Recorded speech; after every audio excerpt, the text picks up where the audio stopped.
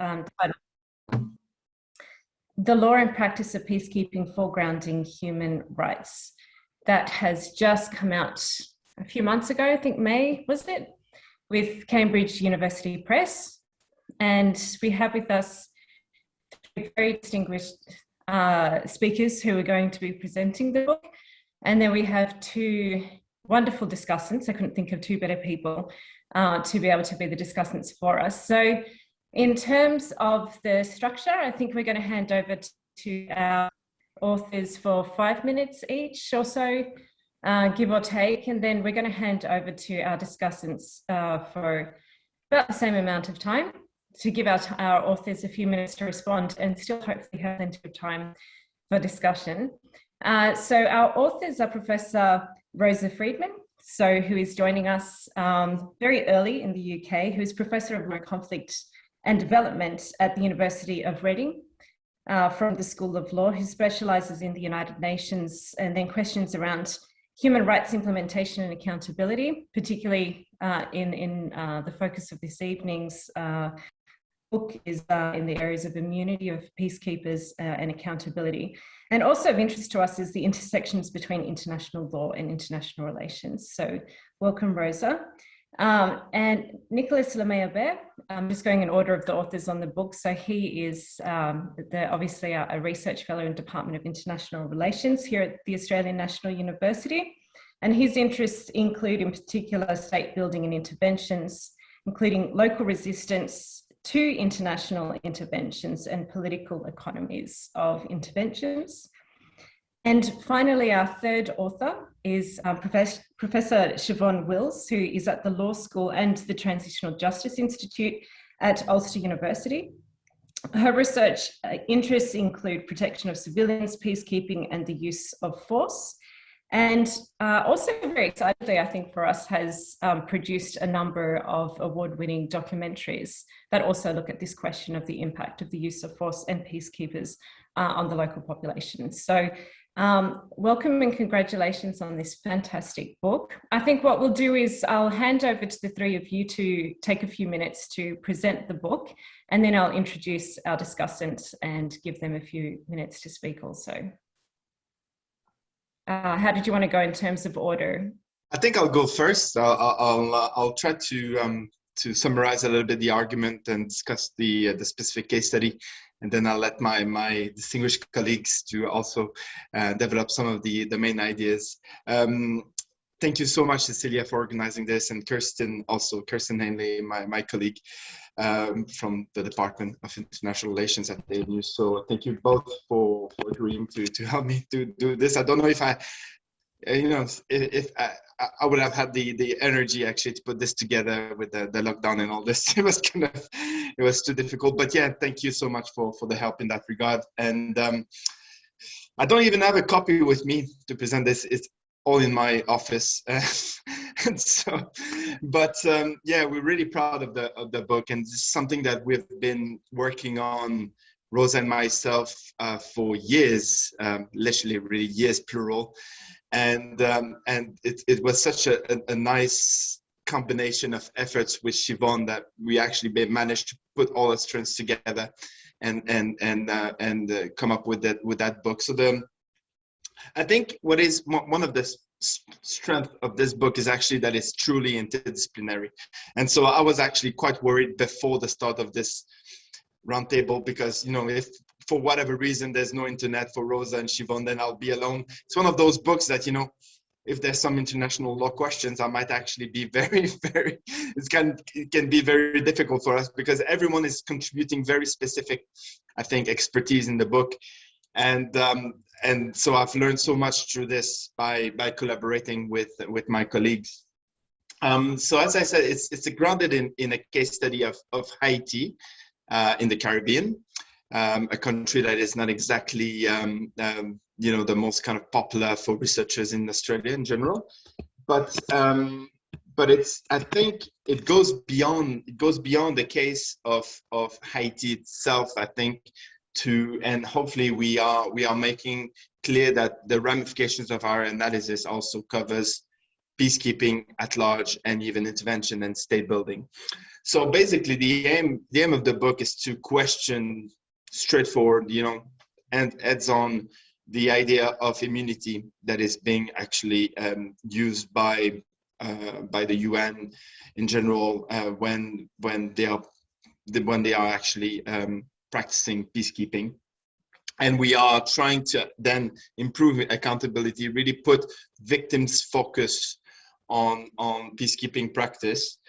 And then we are doing this by looking at 3 interrelated issues in peacekeeping. And again, they are fairly salient, obviously, in Haiti, but we could also argue that these issues that we are identifying are actually also of a broader scope, and they are actually important for a variety of interventions in contemporary eras. So first one is sexual exploitation and abuse, which if you, I don't know if you know, but most peacekeeping operation actually has a scandal of some sort.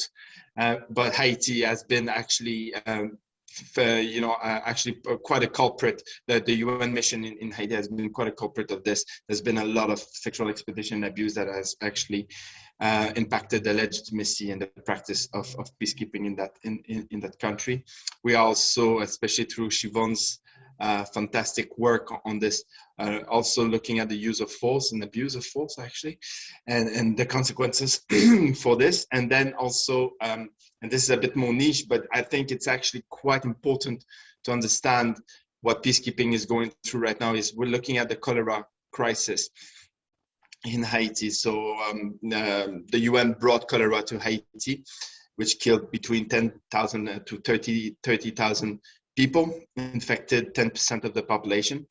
And the UN actually hid behind immunity to actually deal with that, at least for the first 4 years after the start of the crisis itself.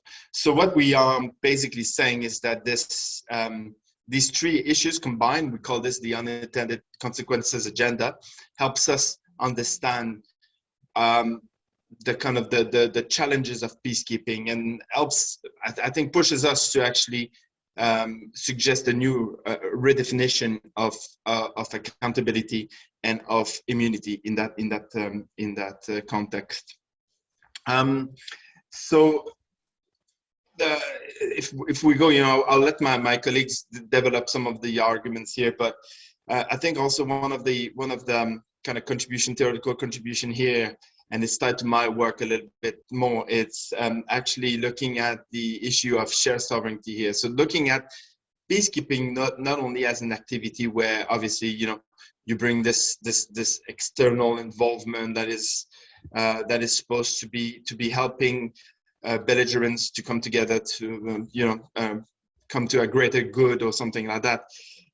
We're looking at how authority then is shared on the ground in practice between the external actors and internal actors. So then it makes no sense to be saying that state building process is simply internal, for instance. It has actually, the UN is an integral part of the country, of the sovereignty of the country, and the actors actually display this type of authority. And this, I think, is definitely very, very clear in the case of Haiti, but it's also clear in a number of cases around the world, which I think has more ramifications once we understand intervention through that framework. For those of you who are know a little bit more about Haiti, recently, the U.S. Special Envoy to Haiti decided to what do you call? How do you call this? To be dismissed? He dismissed himself.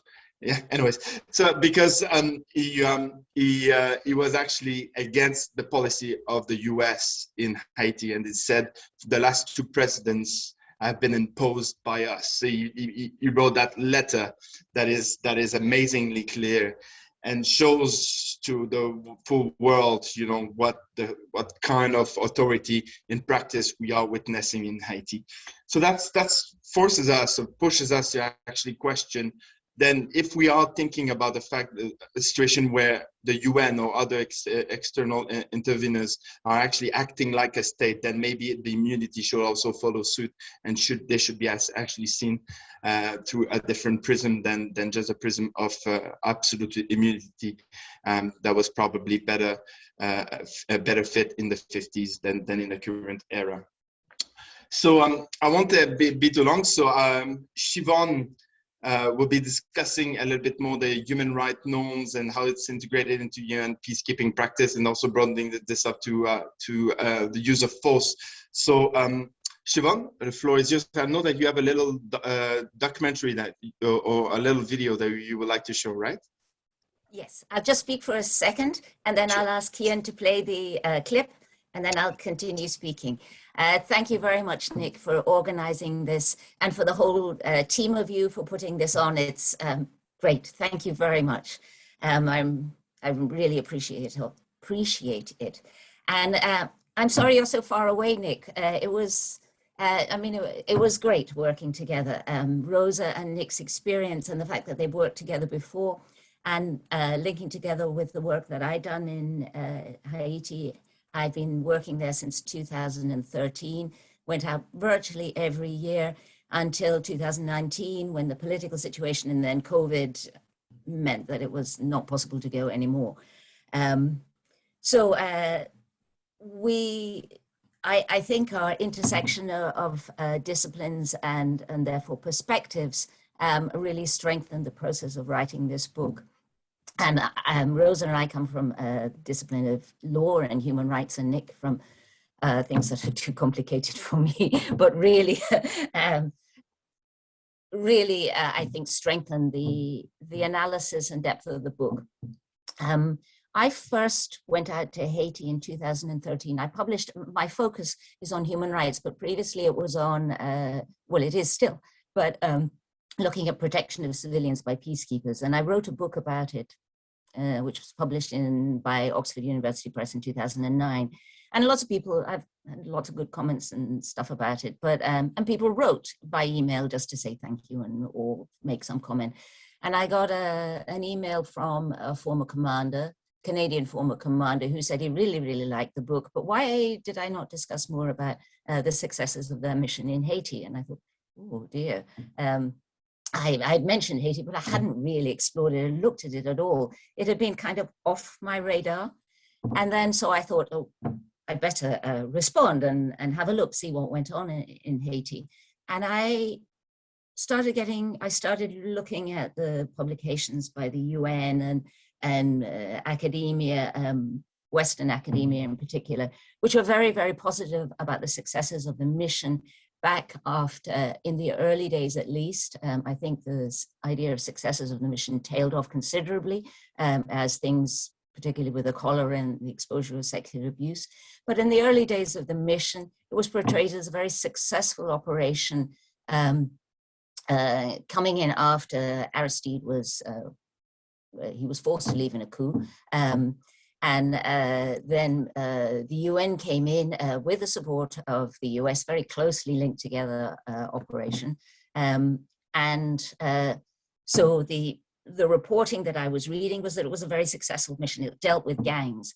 But then I started looking at material coming out from within Haiti, and a very, very different story was coming out, a story of huge death tolls, really huge.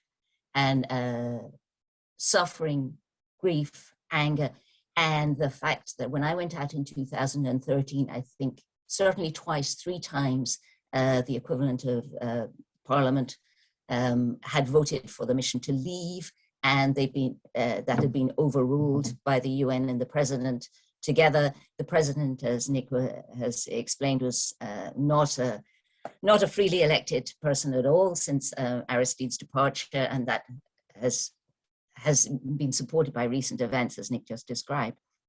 So I was in Canada at the time, and had quite a nice, I call it a jammy deal at University of Saskatchewan, where I said, oh, I'd like to go to Haiti. And they said, oh, fine.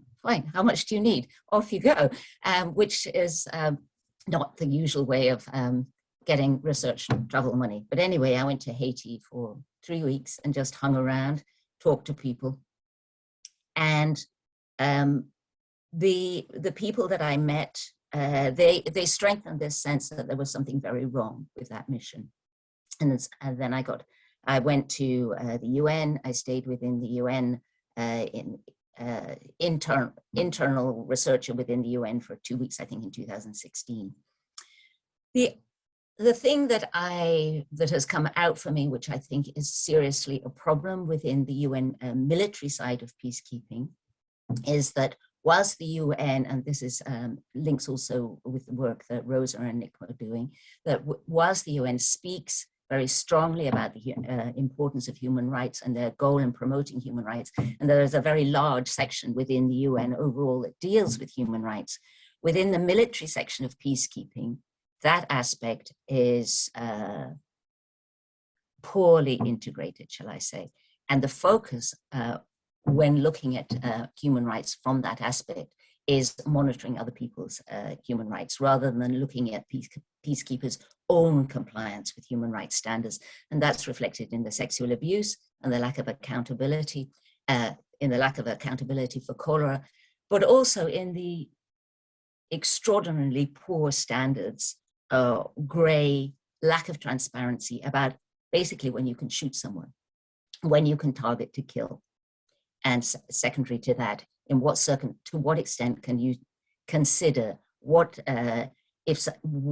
the importance of, if you're aiming at one person and there's a family next door and they're going to be killed if you target this person, what are your parameters? It's very grey and unclear. And I'll talk a bit more about that. If Kian could play this clip, it's from General Heleno, who's now Minister for Institutional Security in Brazil. I'll just say before she plays it, that I've been working in Brazil because General Heleno is now Minister for Institutional Security there, and is now implementing, or has been trying to implement, similar policies that he used in Haiti, in Brazil. And I haven't been able to go to Haiti. So we've been working in Brazil where there are very serious problems with violence in the favelas. And this is, oh, I hope I sent the right clip. Oh, it isn't. Oh, well, okay, this isn't the clip that I wanted to play. All right, so I'll have to adjust. You can play this clip, but that wasn't the one that I guess I've been traveling and I sent the wrong clip. If you just, Kian, if you could hold off on that clip, and I'll ask you to play it at the end, and just bring me back. The clip that I wanted to play was a clip. I wonder, maybe I could, when I've finished speaking, send it to, and Kian could play it later in the session, perhaps, is a 1-minute clip in which General Heleno says that the rules of engagement in Haiti were very flexible, and that it enabled the commander of the scene, not the overall commander of the mission, to determine when to use lethal force. And he said, and that was whenever you saw, you could, and he gave examples of someone, an armed person whom they thought might present some kind of threat. For example, if they saw someone stealing cargo, an armed person stealing cargo, and then he stressed and he repeated it, you could eliminate that person. So as far as General Heleno was concerned, he had authority under the UN's rules of engagement to eliminate someone for stealing, an armed person for stealing. And I think the very fact that and he now wants to implement this in Haiti. And then he went on to say, and the person who shot to kill should be exempt from prosecution. And this is what we're striving, because they had it in Haiti, and this is what he's striving to implement in Brazil. The idea that a UN mission should be able to shoot to kill, a shoot to kill policy, and then stress also that you have an exemption from prosecution, I think is quite shocking. It's not just that it's appearing now. In 2004, December 2004, General Heleno announced on Radio Metropole, he announced that we must kill the bandits, but the bandits only. I live and work in Northern Ireland, and there is no dispute that anybody would misunderstand that what he is announcing there is a shoot to kill policy, and will definitely be it happens, but it certainly wouldn't be announced as the policy of the UN in Northern Ireland. So why should it be in Haiti? To my mind, the reasons for that are complex, but they are linked to racism.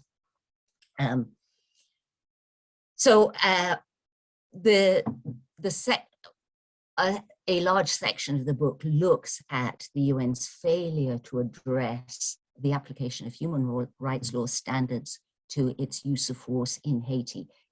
I'm sure you know, but in Haiti, throughout the period of the UN mission, there was never an armed conflict. It was not a question of use of force, fighting combatants in a war.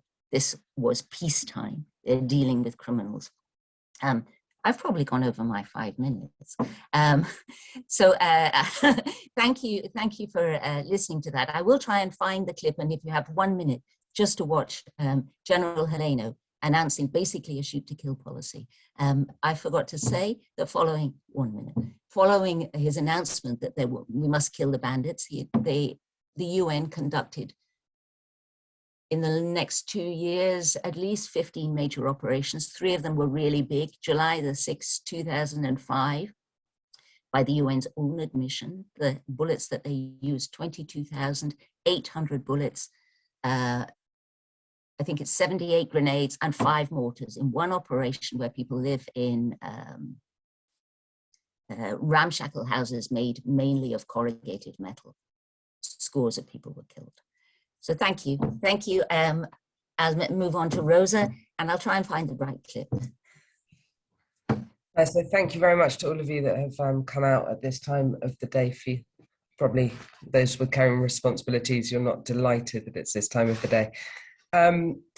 Nick and I have worked together, like he said, for years. I actually didn't know where Haiti was on a map. I'm a lawyer. I'm a human rights lawyer. I don't like to travel. Nick has made me go to too many countries, and particularly to Haiti too often. But it's the kind of country that when you go there, your heart is left there. And it's about the only country I've traveled to where a bit of my heart is left in Haiti.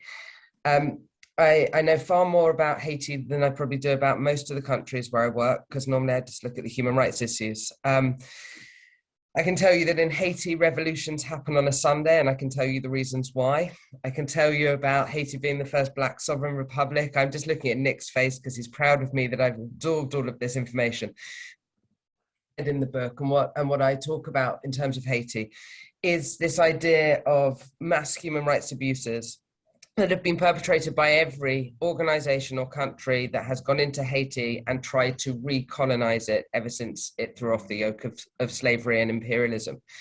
And so what I loved about this book and about working with Siobhan and Nick on it is that we really look at the human rights approach in terms of the UN. The UN, it acts like a hybrid sovereign power in Haiti, even now through its country teams and everything else, but certainly during the times of MINUSTAH and MINUJUST. Sorry, that's the phone call telling me that my coffee is still not coming up to my hotel room, so I'm just ignoring it. Sorry.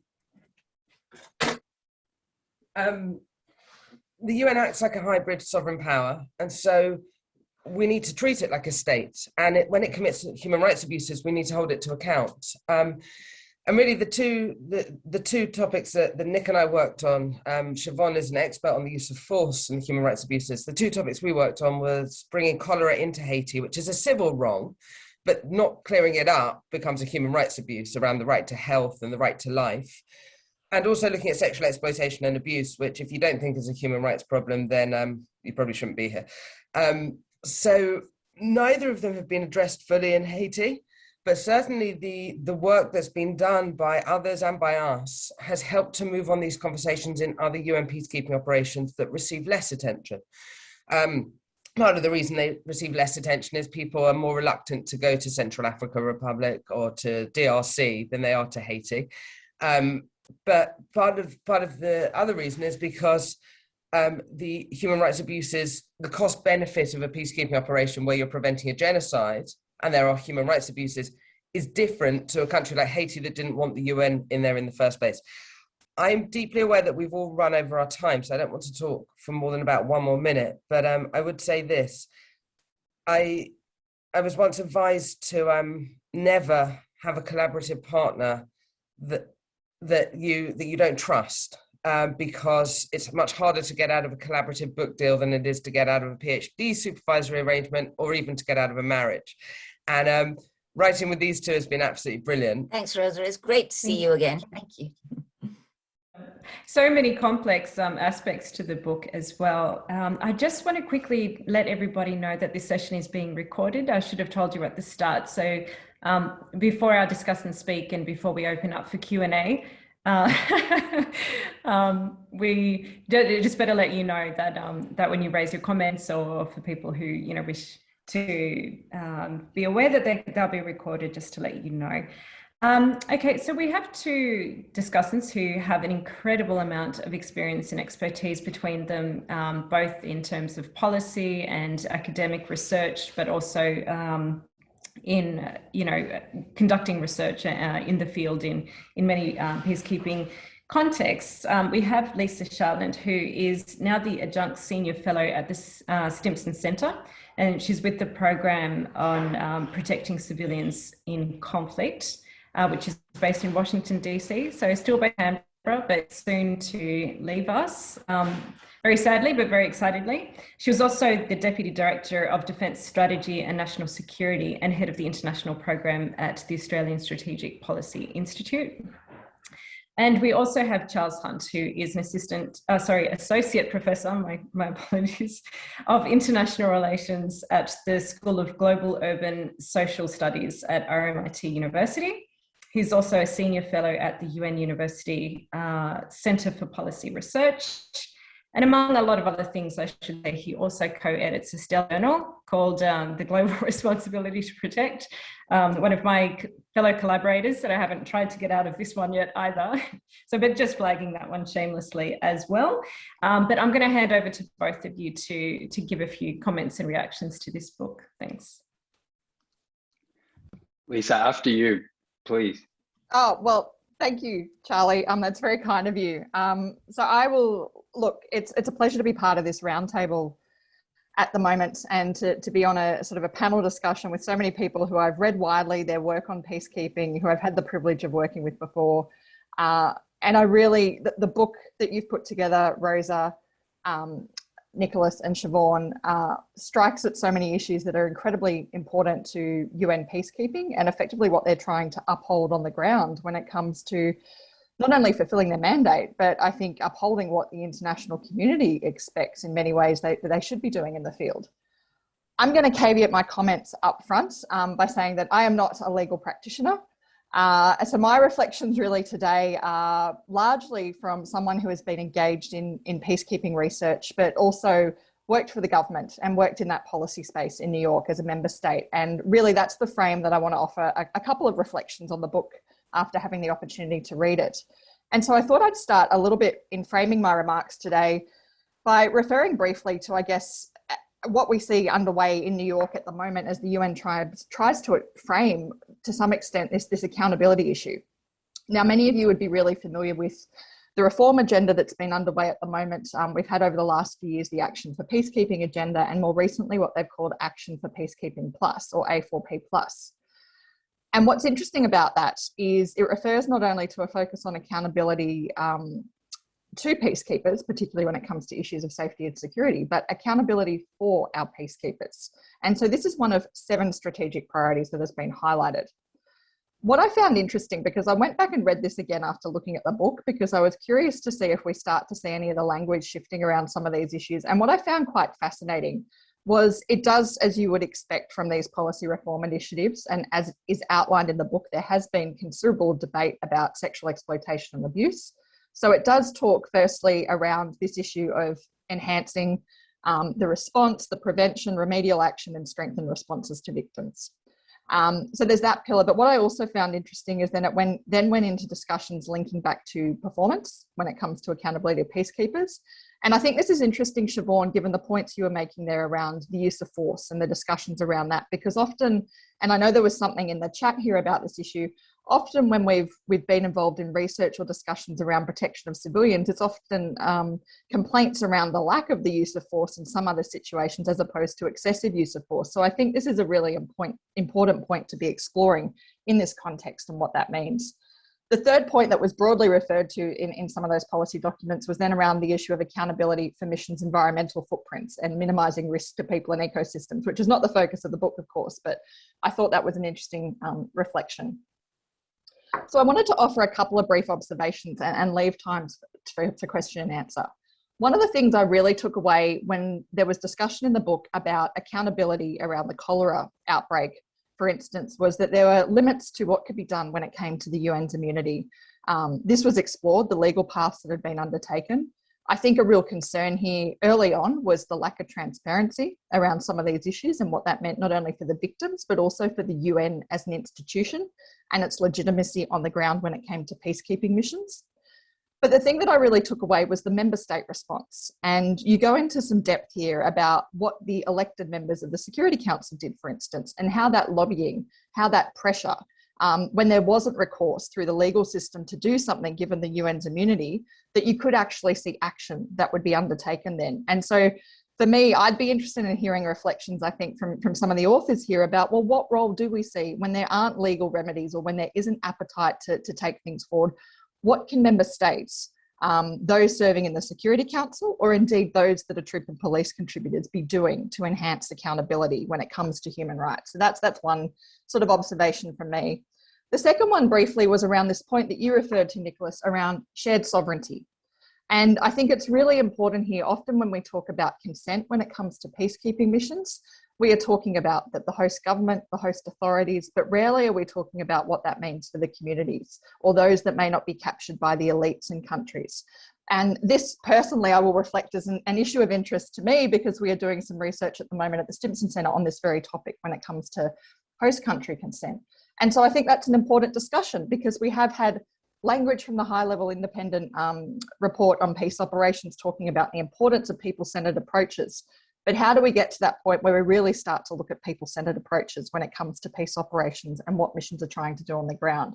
And I think the book as a whole really highlights these challenges when it comes to upholding the human rights of those that peacekeeping missions are deployed to protect on the ground.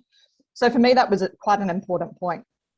The second point I wanted to bring out around this concept of shared sovereignty was around other actors that are operating in the space of peace operations. And I highlight this very briefly, but there is discussion in the book about the human rights due diligence policy, what that means for the UN in cooperating with security actors in the country where they're operating. And I think this is an interesting point when we look at the role of different external security actors at the moment, particularly in the Central African Republic, when we have discussion around the role of Russian instructors and others being pointed out by the panel of experts when it comes to human rights abuses. What does that look like in the future in peacekeeping missions when perhaps the security actors that are trying to build the capacity of those security forces on the ground aren't upholding human rights themselves? So that was broadly a few of the reflections I wanted to make. And I guess one concluding comment, and I know, Siobhan, you've done a lot of work on protection of civilians and different other things, but I guess I wanted to prompt a question here.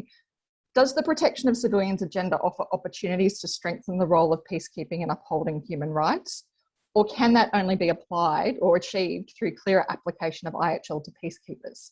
And I'd just be interested in some reflections on that one. Can we do what the council and the community, the international community sets out to do when it comes to protecting civilians, which has been such a core part of peacekeeping? Or is that being held back by the fact that we aren't looking more broadly at the application of IHL to peacekeeping missions?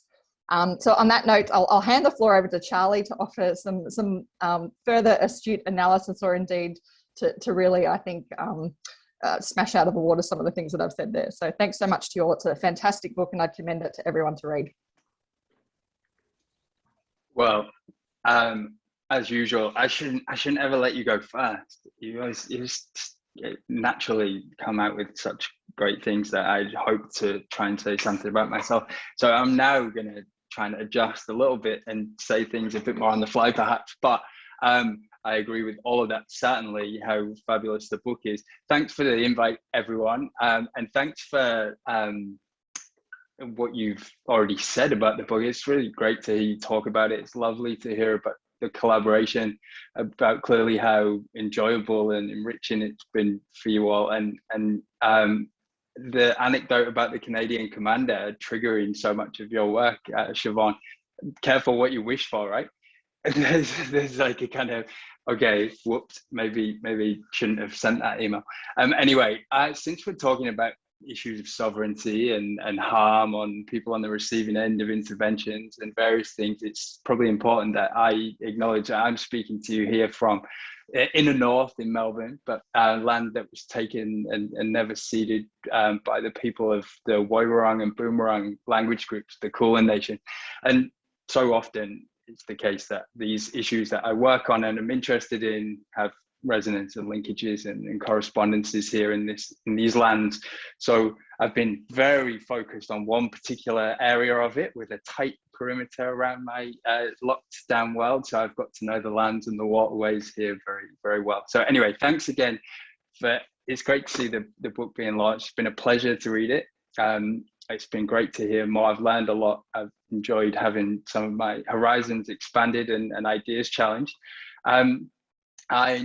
I'm also not an international lawyer, but I am an interested peacekeeping watcher. And I am one of those people, Rosa, who has, as well as Lisa and some others here I know, but who does go to the Congo and does go to the Central African Republic. In fact, I was stuck in somewhere very rural in Central African Republic days before my second daughter was being born, and I was regretting my choices in life at that point, but I did make it back. Anyway, I was also working in West Africa on peacekeeping missions just after the Zaid report that you go into some detail in the book on the conduct and discipline units that were being set up in missions. I was working there at that time. So there's a number of things in reading this book that have resonated with me and I've found really interesting. With the time, I don't want to take up too much time because there's already been a lot put out there to discuss, but a couple of things on what I think is really great about the book and a couple of questions that it raises for me. And some of it will kind of dovetail with what's already been said. But in a way, this is a bit of an oscillating thing in the field, but in a way, I feel like this is quite an important corrective right now because there's been a recent wave of literature and commentary around how successful or how effective peacekeeping can be. And sometimes I'm the one saying that in podcasts that Lisa's interviewed me on, for example, where I'll say, oh no, but actually they reduce civilian harm and they do this and they reduce spillover effects. But at the same time, they're often based on old data, on longitudinal studies that lack this kind of nuance that you guys have brought in the book on this case, and from the perspective of that term, the peace kept, or from local communities' perspectives, right? I think it's really important. The case itself is clearly timely in the sense that irrespective of what's going on in Haiti right now, I think it's important to learn from Haiti because just before the recent kind of perturbations, let's say, the UN was ready to start wheeling Haiti out as the success case, right? Like the next version of the success story. And it was partly because of a desire to look at transition and try and identify ways that the UN can do transition well, because it needs to, wants to, has to put itself out of a job. And this was beginning to look like a case it could start to hold up as an example of success. So anyway, I think it's really important to look at Haiti for those reasons. Some of my work focuses on the role of the police and the rule of law stuff, which you go into in the book. And of course, there's linkages there with the human rights law and the role of justice in post-conflict or transitional society. So really important there. The key argument that you make in the book that whatever protections the UN needs to do its work and where that comes from, where it stems from, you really nicely map out where these immunities and privileges have emerged out of, the context, the global political context that it comes out of. But that can't be at the expense of basic fundamental rights of those that peacekeepers are sent to protect. So and to support, and the way you quote Philip Alston in talking about how it's morally unconscionable, legally indefensible, that kind of beautiful but terrible language about what this represents, I think it's fabulous. the definition of madness in Einstein's terms is doing the same thing and expecting different results. So something needs to change, but what and how? And that's where I think you're ambitious, and it's great to see you put this argument across that there needs to be this international human rights law shift, that it needs to be about retrofitting and mainstreaming. It's not enough to have human rights up front, and it's not enough to have HRDDP. It needs to be bigger and bolder. And so I think all that's terrific. To play devil's advocate a bit, I think it then throws up a couple of questions that I want to put out there back to you guys and also to everyone else. Actually, there's quite a few. I'll probably have to write a review article now about this book, but I'm probably going to have time to just touch on two very briefly. The first one is the obvious one, and you will have heard it before, but more accountability. Yeah, so I'm all for making the UN and its peacekeepers more transparent, more accountable in their action for their actions, and also their inactions, what Lisa raised and was mentioned in the chat. Really important to hold peacekeepers accountable for what they don't do. I was in South Sudan not too long ago. When peacekeepers don't act, there's a fundamental question about people's human rights there too. So I'm all for that, but at what expense? To be the devil's advocate, what do we lose? What do we miss? What might not happen? What's the counterfactual here? Because is the lack of recognition or adherence to international human rights law, which you rightly identify as this key body of law which we need to make sense of, by the UN, is it potentially a necessary price that idealism has to pay to pragmatism in having missions in the Central African Republic, in South Sudan, where civilians are being targeted in ongoing wars in ways that, and no one else is coming to defend them or support their efforts to defend themselves, right? It's not to say it's a savior complex only. It's not to say it's entirely this top-down thing. There can be collaboration. So I think there's three key things that scenario throws up. One is that, and you talk about it nicely in the book, about that the immunities are there to protect the UN as an organization, as a whole, but also individuals from the frivolous and pernicious, to quote you guys, the frivolous and pernicious interference by host states. It's exactly what we see in the Congo. It's exactly what we see in South Sudan all the time, every day, preventing legitimate, mandated, authorized actions.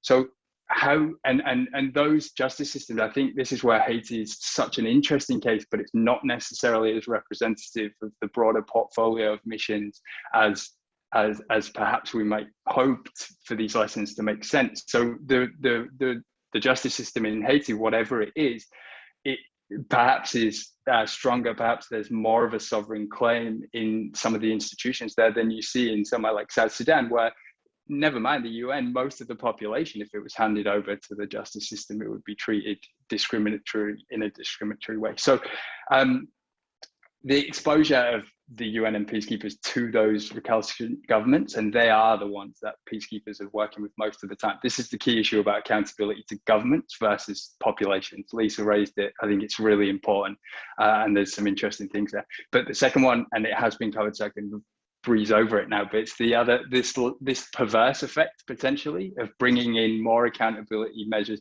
which actually could discourage action. It encourages inaction potentially, and that could be this risk that essentially the additional kind of frameworks and expectations or obligations on peacekeepers could actually displace and distract and push peacekeepers away from the things that they can do and sometimes have contributed to those trends I was talking about earlier, the things where conflict is reduced over time and spillover effects are reduced, and then is the net effect better?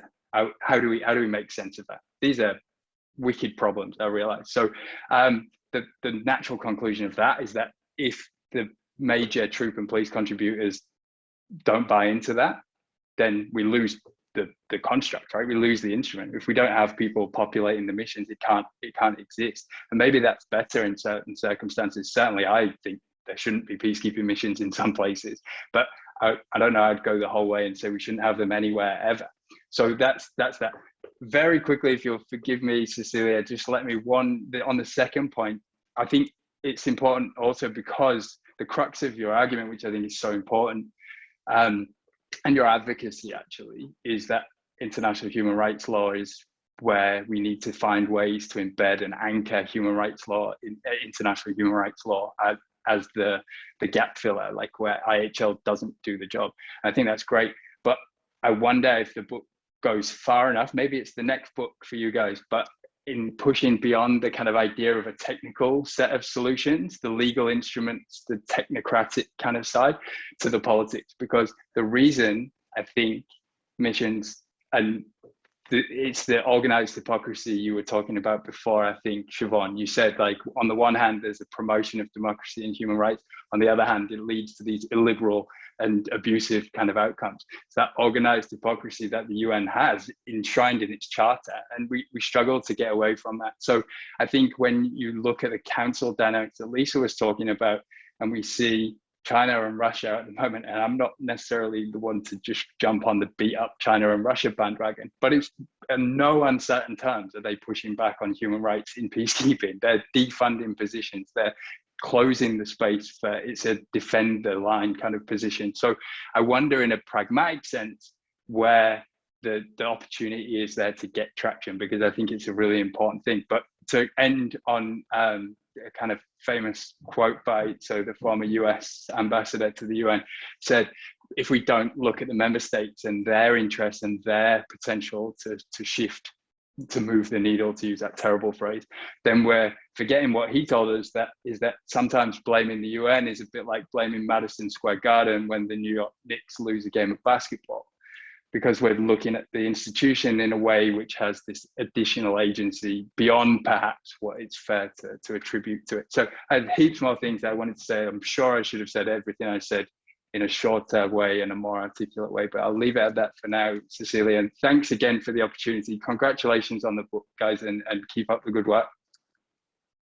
Thank you. Yeah, I did warn earlier that we need an extra hour if we were having Charlie as discussant, which I kind of feel like we do needed a bit of extra time for this session, to be honest, because there were such rich comments, and I'm sure that there are a lot of people on the audience who would also have a lot of questions for our speakers. But just to be fair on all these comments that were raised, can I just allow our authors to just take a few minutes to respond to some of those key, I guess, the key questions that were raised, and we'll still try and allow some questions from the floor. I'm going to jump in and go first because I've unmuted first. Thank you. These are great comments, and thank you for engaging with the work so well. I agree with you that, to pick up on some of your later points, Charles, I agree with you that we need to look for political solutions. But ultimately, I'm a lawyer. I'm a professor of rules. I like rules, and I don't like it when people break the rules. And I think you're absolutely right. I've just read a book that's coming out next year by I think his name's Alex Gilder, which looks at stabilization missions. It's the first book I've read. Looking at human security and stabilization missions. And when we lump them in together with peacekeeping operations, we actually don't do justice to any of these different missions. If you're in Central African Republic, which you have been and I haven't, and you're being protected from a genocide, it's very different if you've got a stabilization mission that's there looking at politics and rule of law and things like that. And I think that we as scholars, or certainly we in the law world, need to start separating these out more. I couldn't recommend this book highly enough that I've just read. I've read it for interview purposes, but actually it was one of those books that really made me stop and think about human security, human rights, and stabilization operations on their own. Beyond that, I've just been asked by ABC Australia if I'll do an interview about Haiti today and about the kidnapping of the missionaries. And I'm not quite sure why ABC Australia like me. They should be asking Nick to do it since he's in the right time zone, but apparently they come to me all the time. They always say to me, what questions should we ask? And I said, well, ask the first question, why are the missionaries there in the first place? Why are the missionaries there? Why are all the guns that are in Haiti US guns, since they've had this arms embargo since 1991? What's all this drug trafficking that's going on? Why is everyone in this country? What is it about this country that everyone, including us, seems to want to go to and use for their own purposes? So I think that's where I'll end, is that I think that this book is in many ways and this research on Haiti is very different to all the other research and work that we do on UN peacekeeping operations. Haiti is a very special and different case study to everywhere else. And so I think that the next book, Nick, which Charles has given a nod to, is we have to go to DRC and CAR and Sudan and places which are more normal peacekeeping operations. Absolutely, yes. Thanks, Rosa. Siobhan, do you want to go next, or okay. Yeah. Okay, I'll focus. There were lots of really interesting questions, and I'm not going to try and answer them all because of time, but there was a question, I thought it was an important question, on whether peacekeepers should be focusing on deepening their application of human rights law, at least in relation to force, or whether we should be expanding or focusing on a more focused and appropriate applicability of IHL. And to answer that, would it be possible, I think the clip from Helena would help, so it also gets my clip in. If Kian could play that 1 minute clip, and then I'll speak to that, if that's all right. I sent it to her and she said she'd got it ready to go.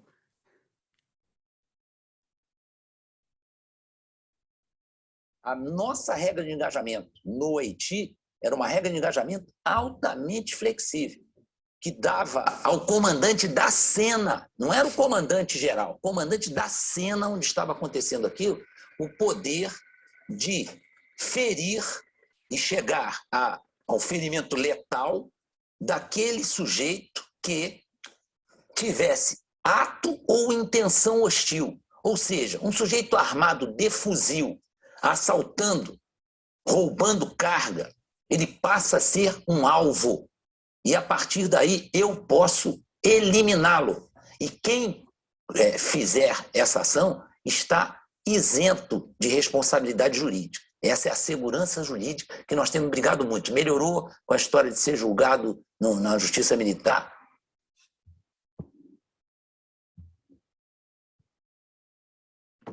Thank you. I think it's very clear from that clip that the UN was, what it was applying there, at least as interpreted and understood by General Helena, was neither human rights law nor IHL, because he's talking about, there was no armed conflict in Haiti, so IHL wouldn't have been appropriate. And I think that's important to bear in mind, for example, as stabilization missions where there's no armed conflict anymore, that you couldn't apply IHL anyway.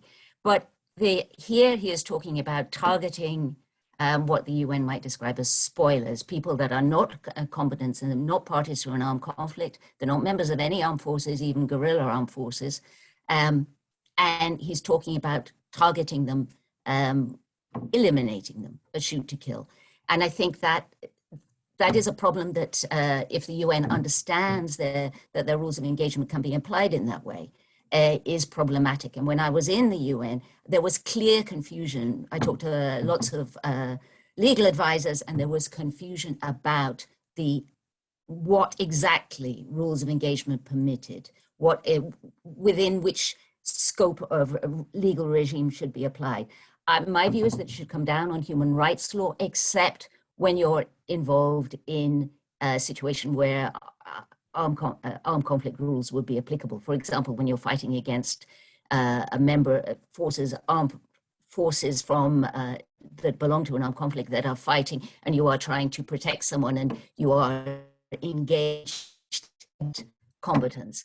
But in a situation like Haiti, where the conflict, you're dealing with criminals, then clearly human rights standards are I think, the only viable option. And there are a number of elements to that I think are really important that the UN needs to improve on. One is to incorporate or recognize human rights standards in the rules of engagement. For example, the specific rules of engagement, but also general rules of engagement. If you're in a situation where armed conflict rules are not applicable, then human rights standards should be applied. For example, in a country where there's no armed conflict, or you're dealing with basically a policing situation. Even if there's an armed conflict going on, then human rights law standards should apply. The second element, so that should be incorporated into the rules of engagement and training. The second element of it is transparency. One of the things that lawyers, when I spoke to lawyers in Haiti, that they found so frustrating was they would bring a complaint about people being killed by peacekeeping forces. And the response back was, well, we can't tell you our rules of engagement. We can't tell you what rules we're applying because that is classified. I think that's problematic when there's no armed conflict. And of course, what Helena was saying there, that you should be exempt from liability. That relates to the questions that Charles was mentioning as well. But I think it is problematic if there is no, if you're listening to the way Helena was presenting it, it means that you've got more flexibility. We can shoot and we don't have to worry about liability. I think that approach is dangerous. And I could talk more, but I've used my slot. Thank you.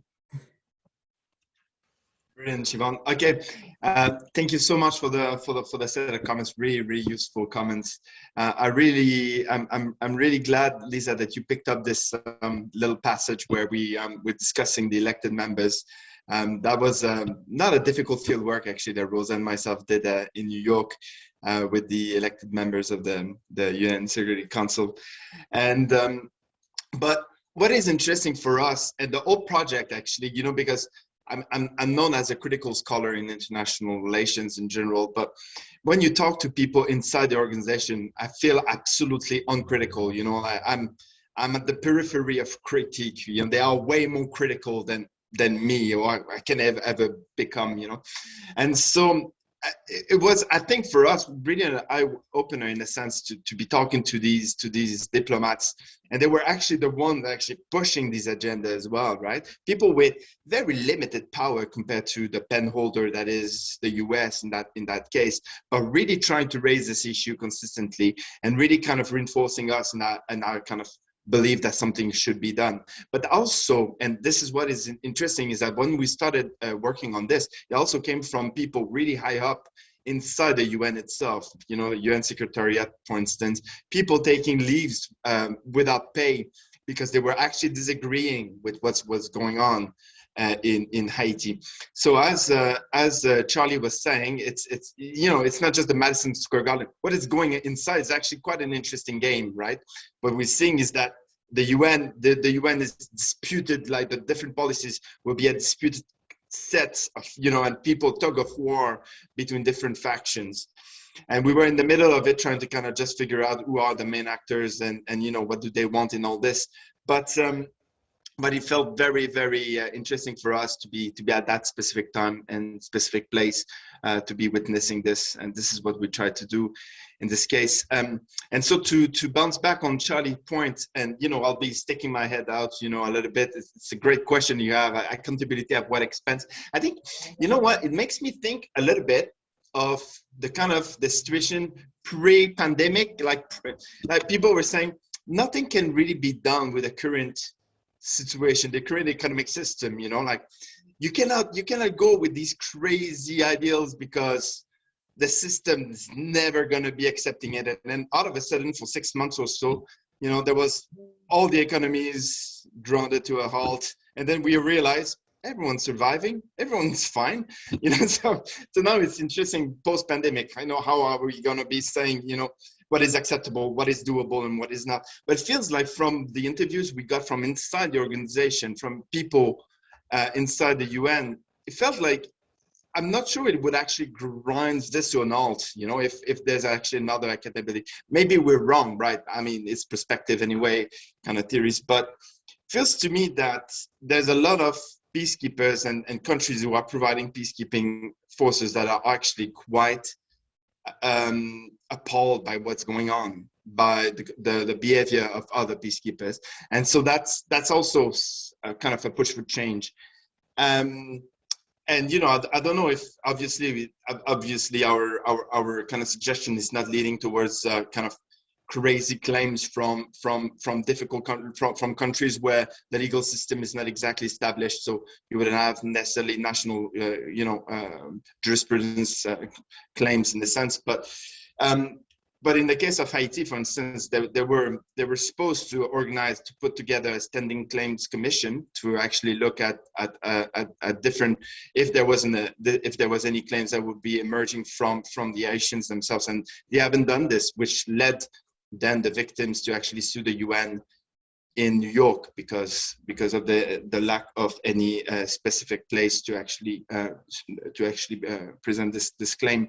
So I think what is interesting in this case then is more than just that kind of frivolous claims, that it seems that Haiti in this case is at the middle of something quite interesting going on in peacekeeping. It's all those third-party claims, the Kosovo-led poisoning case, the Srebrenica, the Mothers of Srebrenica case, in the case of Haiti are actually not frivolous at all, and they are just saying, wait a minute, let's put the victims first. You know, you're trying to kind of protect the peacekeepers first. Let's have a different system, different accountability structure that will actually put the victims first.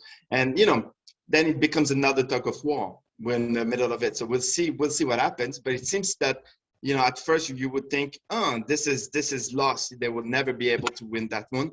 But they've been scoring some points, you know, so we'll see. But it's a fascinating game in a sense.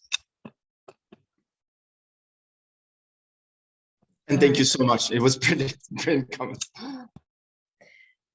So we have actually hit time. I am actually conscious we have a question in the chat, and I wonder if there's anyone who absolutely needs to leave, you know, feel free. If we maybe can stay online for maybe just 5 minutes in case there's any burning questions from the audience. We have one from Helen who says, I wondered if the research also looked at when peacekeeping forces didn't intervene to help civilians, not just any excessive use of force. That was a common complaint I heard from Haitians when I worked there around 2005. Thanks for your research. And Helen, you're actually welcome. Sorry, I should have offered to turn on your microphone if you wanted to add any kind of context to that as well. And I'll leave that open to the authors to decide who would like to answer that one. It's a good case. I mean, I'm sure that Siobhan will have something to say precisely on this, but just so that is also linked to the third-party claim that I was mentioning, right? The Mothers of Srebrenica case, which is exactly this. It's putting this at the center. It's not related to Haiti, but it's definitely something that we are mentioning in the book. It's not center because it's interesting that you say that this is a common complaint, Helen. Sorry, that you say that it's a common complaint that you heard from Haitians, and it shows also that, you know, there's no single story about that, right? There will be a large segment of the population who will be saying, out with the UN, you know, please go out. And there will be another portion of the population for various reasons that will be saying, more of the UN, we need you, especially in the countryside. There's a number of surveys that shows that some population actually want the presence of the UN for various reasons, because they don't have any presence of the state anyway. So it's the only kind of presence that any presence would be welcome in that sense. But so it's interesting. It's kind of, again, you know, it depends what do you wish for, in a sense. A certain segment of the population will be asking for this because it's seen as protecting their interests, whereas other groups, for instance, the pro-Lavaras, in that case, or the people that were seen as close to Aristide, definitely didn't want the UN in because it led to deaths in their own communities, right? So I don't know if Siobhan has more to say about that.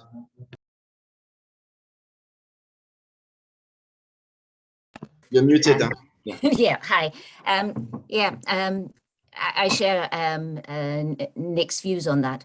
I think it's there is a problem, not just in Haiti, but globally, with UN peacekeepers failing to intervene.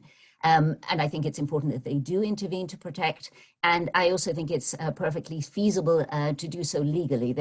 It is possible to intervene to protect people from attacks on their lives or from serious injury. That does not is not contrary to international human rights law or IHL, if IHL is applicable. The problem with in Haiti, and it's a similar issue in Brazil, where there is a strong pressure in the wealthier neighborhoods about that something should be done about criminality. There's a lot of drug crime in the poorer neighborhoods, the favelas. And so they want more action from the police dealing with crime in the favelas. But the people in the favelas feel that the people in the wealthier neighborhoods are just happy when anybody is shot dead in the favelas, because they treat everybody within the favelas as as criminals. And in fact, one of the police officers we talked to in Brazil said it has become normal, and they're applying the similar rules that was used in Haiti. It has become normal to enter a marginalized territory, the favela, and treat the whole population as if it were an enemy. And I think this is what I came up across in Haiti, that the communities that were targeted, they were mainly Aristide supporting communities, but there were gangs there, and there was criminality, and there was a problem with control. But the way that the UN dealt with it in those areas was extreme use of force, targeting the whole area as if the whole area was enemy territory. And there was also a failure to target those gangs that were opposed to Aristide, the right-wing gangs.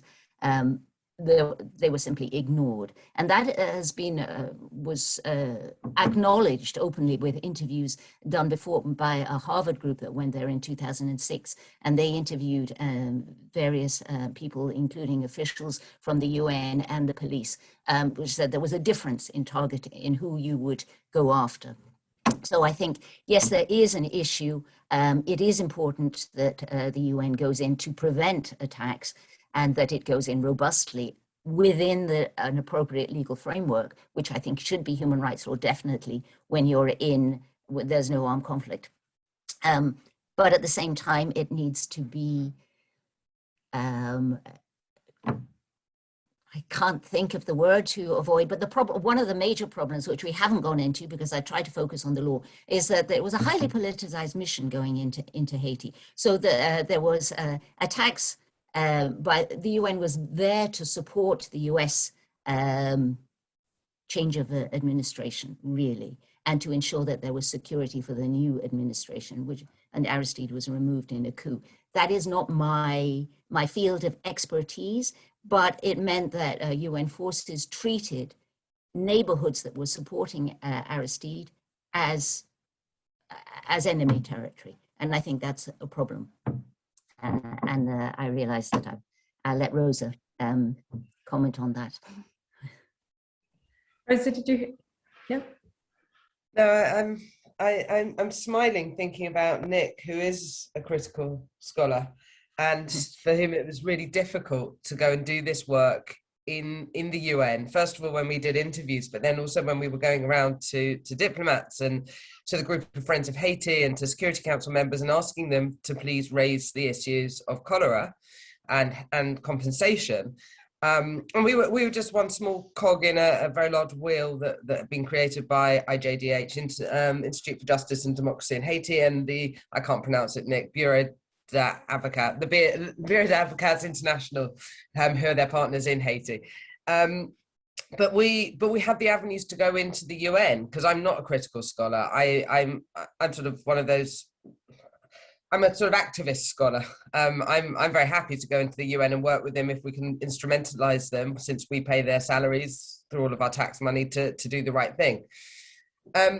But I've become more critical over the years. I don't think that these, I appreciate that these peacekeeping operations work where there is a genocide being threatened on the ground.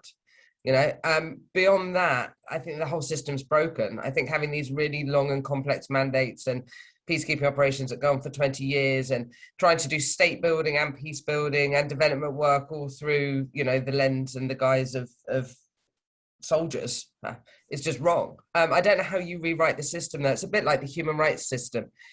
It was created at a moment in time in history when states could come together and say, yes, we'll build treaty bodies, we'll build we'll build human rights courts or special procedures systems and so on. Those states won't come together and do the same now for climate because everyone is too polarized. And I think the same is true of peacekeeping. If we could sit down and take a blank piece of paper, maybe we could design a system that works better. But as it is, we have to work with what we've got. And I think that we should all be academic activists. I think we should all be knocking on the doors of the UN and going and talking to the people, because as Nick says, they are more critical of the system than any of us are. But they want to access our research. They want to access our work. We've got the time to sit down and think and research and talk to people and gather data. And they are all overworked and like all civil servants. so I'm not quite sure where I'm going with this, other than a sort of call to action, which is, if you're doing an excellent and interesting research in this area, take it to these people. They want it. They were desperate for some kind of solution. I remember there was a guy from the press office that ran away from us every time we went and knocked on his door about Haiti and cholera. There were members of staff from Ban Ki-moon's exec office who would give us documents that we shouldn't have had, and would tell us how much they wanted a solution on the Haiti cholera issue. But they don't know you to come and find you. You've got to go and find them, I suppose. Sorry, I didn't really answer a question there. I just went on a rant.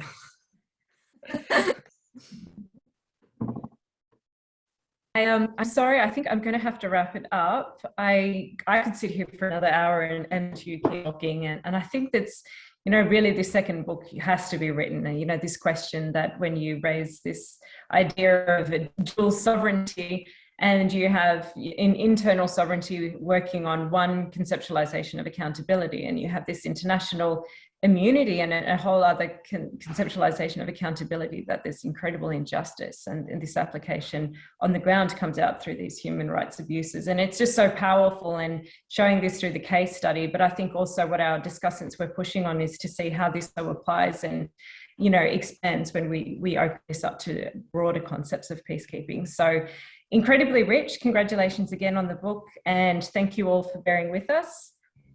I think my internet has just dropped out, very timely. Have a lovely evening, and thank you all to our authors and our discussants and to our participants. This was a really pleasurable and fascinating session. Thanks a lot.